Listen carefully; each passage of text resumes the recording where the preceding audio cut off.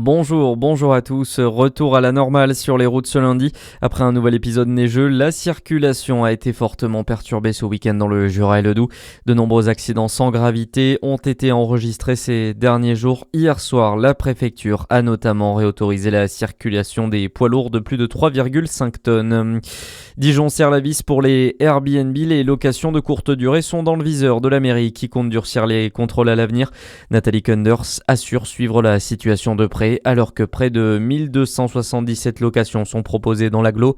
Pour l'heure, la situation n'est pas alarmante, mais elle pourrait évoluer, notamment depuis la loi Le Meur.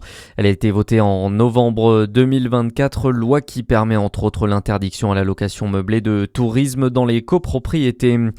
Le personnel soignant des urgences de Chalon-sur-Saône en a ras-le-bol. Un préavis de grève a été déposé ce samedi au centre hospitalier William Moret pour dénoncer les conditions de travail de plus en plus difficiles sur place. Les syndicats tirent la sonnette d'alarme alors que les hôpitaux sont saturés, notamment à cause des épidémies saisonnières. La situation qui pèse sur les soignants selon Hervé Maillot, le représentant syndical CGT du personnel hospitalier. C'est une grève illimitée qui est lancée pour alarmer.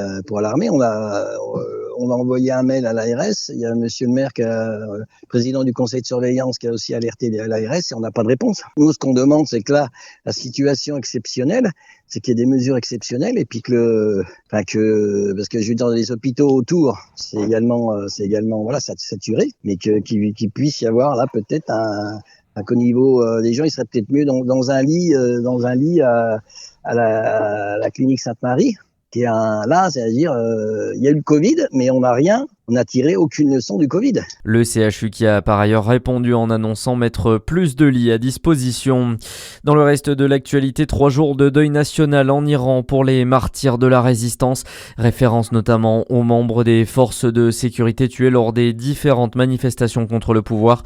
Le gouvernement iranien appelle aussi à des rassemblements en soutien à la République islamique.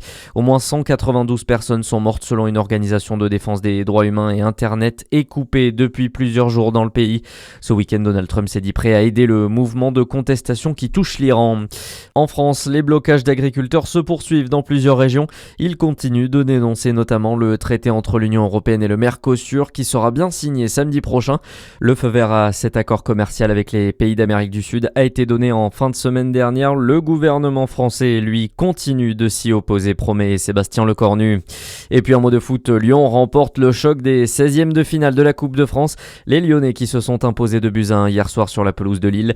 Notez également les qualifications de Lens, Nice, Le Mans, Montpellier ou encore Rennes. Ce soir, un nouveau derby parisien entre le PSG et le Paris FC à 21h10. À suivre votre météo sur Fréquence Plus.